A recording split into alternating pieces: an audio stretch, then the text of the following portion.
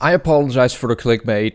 I just needed to show some people what clickbait was. If you've been following my channel for the last couple months, you know that I've been doing reaction videos to the entire Hellraiser franchise. I promoted my videos in some Facebook groups. Fucking sue me, alright? That's how I get my views. And people were blaming me for using clickbait just because I use a subtitle like this. Even though we talked about it in the video, so how is that clickbait? This is clickbait. Is there a naked pinhead in this video? No. I'm sorry to disappoint you, you horny motherfucker. Just for that one angry guy that's watching this right now and wanted to see a naked pinhead. There you go. Fucking creep. Anyway, without further ado, let's get into the video and tier every single Hellraiser movie. Let's get into this. First, Hellraiser, the original, the OG. Now, how am I gonna do this? If it's S, that's highest, F is lowest. That's obvious, I think. If I put any of these movies S tier, that doesn't mean I would give them a 10 out of 10. That just means it's top tier level in the Hellraiser franchise. So, for example, if I was gonna do a tier list one day with the Hellraiser, Friday the 13th, Nightmare on Elm Street, and Halloween franchise, I might not put it S tier just because I probably like the original Halloween over the original Hellraiser. So that way I would put Halloween S and the first Hellraiser A.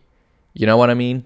It's just that within the franchise it would come S tier. So that's why the original is gonna go S tier. It's a pretty slow movie. The first time I watched it, I was pretty disappointed that Pinhead is not in it that much. I would have loved to have seen him much more, and I would have loved to have seen, you know, like the Chatterer more.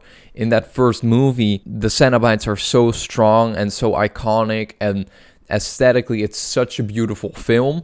I just would have loved to have seen more Cenobites in it. But regardless of that, it's the one that started it all. It's really good. Second time around, I will enjoy it a lot more. I just know that already. It's really iconic. And compared to the rest of the franchise, this one is like really good. It's like generally a pretty damn good horror movie, I would say. So yeah, the original is gonna go S tier. I feel like most people would agree with that one. I mean, Hellbound, Hellraiser 2, I enjoyed a lot as well, so it's gonna go S tier too. When I first watched it, I said I enjoyed it more than the first one. I think I do prefer the first one, but I feel like they're still both S tier within the Hellraiser franchise, because they're both still really, really good films. Like, some of the effects in part 2 are just a bit cheesy. You know, it's so beautiful to see these practical effects and costumes. They're done masterfully in these films. So yeah, I'm gonna say S tier as well. Hellraiser 3. It's a typical 80s. It has the 80s feel. I don't know when exactly it came out. I forgot. Yeah, 1992. But it still has the 80s feel to it. There's like a real good rock vibe going on, you know, and Ozzy Osbourne and Motorhead did a song for this, and actually recently they did a remix where it's both Lemmy and Ozzy singing. That was fucking awesome.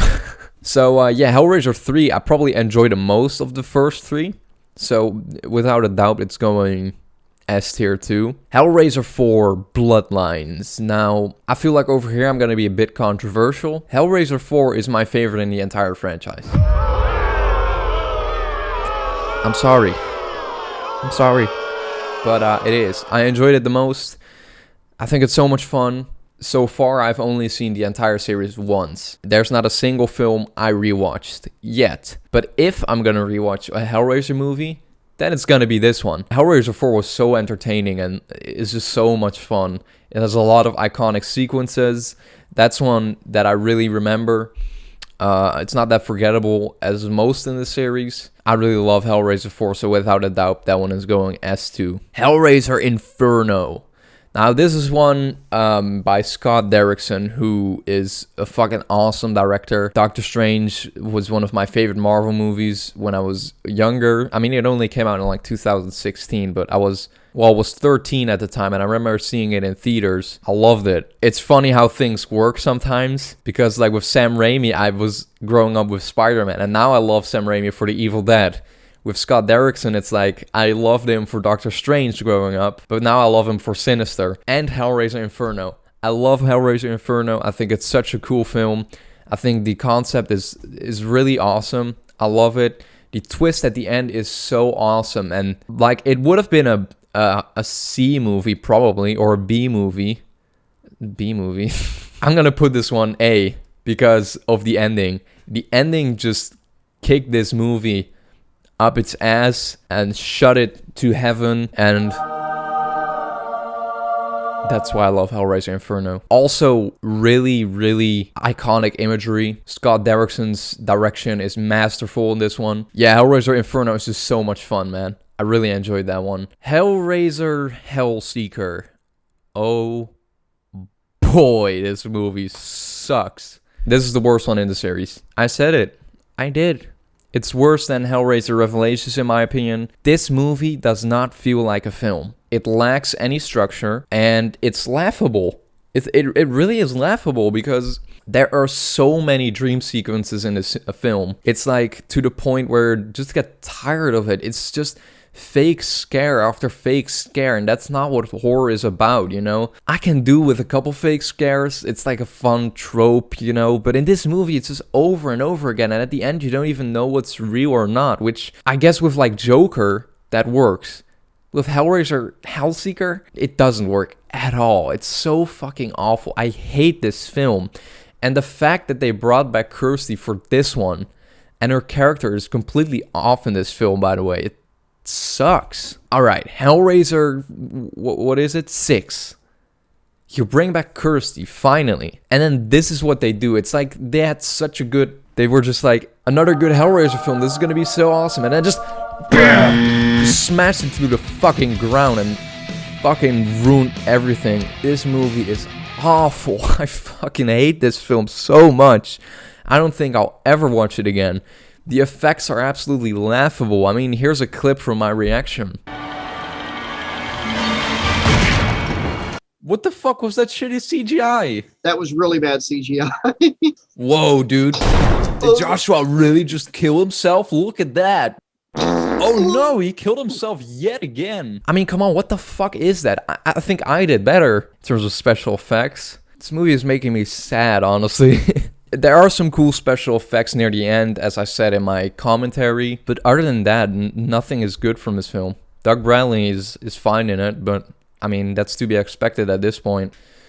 So, without a doubt, this one is going F. It's boring, lacks structure, it sucks. I'm done. Hellraiser Deader. Now, this is one that comes right after Hellseeker, and when I watched it, I was saying that I really enjoyed it, and I did.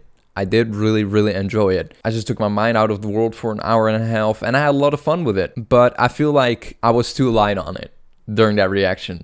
And that's because we recorded the Hellraiser Hellseeker commentary on Saturday, and we recorded the Hellraiser Deader commentary on Sunday. My expectations were so low at that point that I went a little easy on it. Because this movie isn't that good, honestly. The writing is awful, the cinematography is really, really awful, by the way. But when you're editing a commentary, you kind of watch the movie again. I mean, you don't experience the movie again, but you kind of see the scenes again, you know what I mean?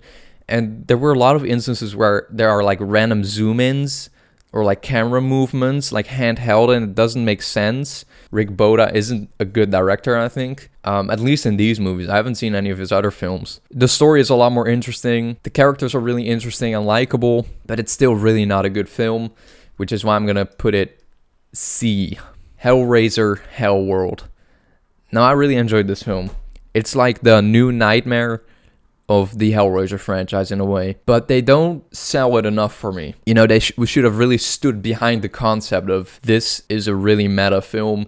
They should have had Doug Bradley being interviewed on TV. They should have just completely ripped off New Nightmare. I wouldn't have minded that, but unfortunately, they only do halfway, and because of that, it's kind of like, is it in the same world, or is it like our world? Like, what's going on, really, you know? Yeah, the story is kind of crazy.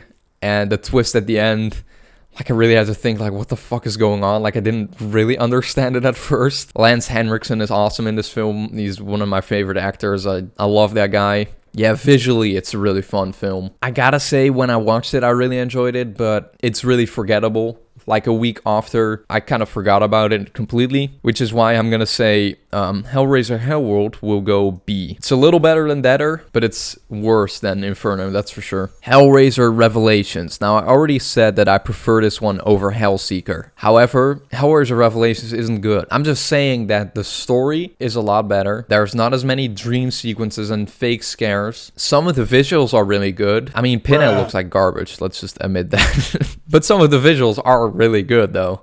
And, like, grossed me out, as you could see in my reaction. But still, there's a lot of overacting. It's boring. It's forgettable. It's just so mediocre. It was obviously made just to keep the rights. So yeah, I'm gonna put this on F as well. Definitely really forgettable. It's awful, but still better than Hellseeker. I will stand by that. Hellraiser Judgment.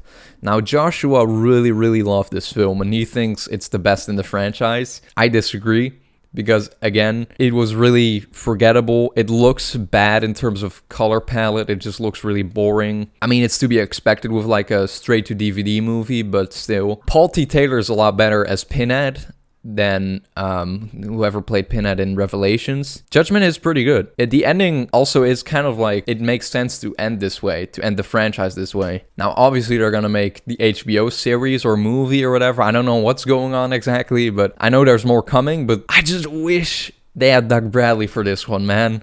I mean, Paul T. Taylor kicks ass. He's awesome. But let's just be honest. We all would have loved to have seen Doug Bradley. I think Paul T. Taylor would have probably preferred to have Doug Bradley there. But hey, I'm not going to quote him on that. Don't quote me on that. That's just an assumption. But yeah, that's Hellraiser Judgment is probably going to go with Hellworld.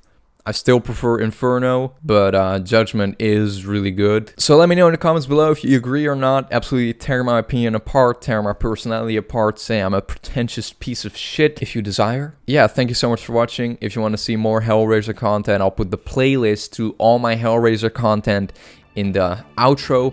You can check it out right now.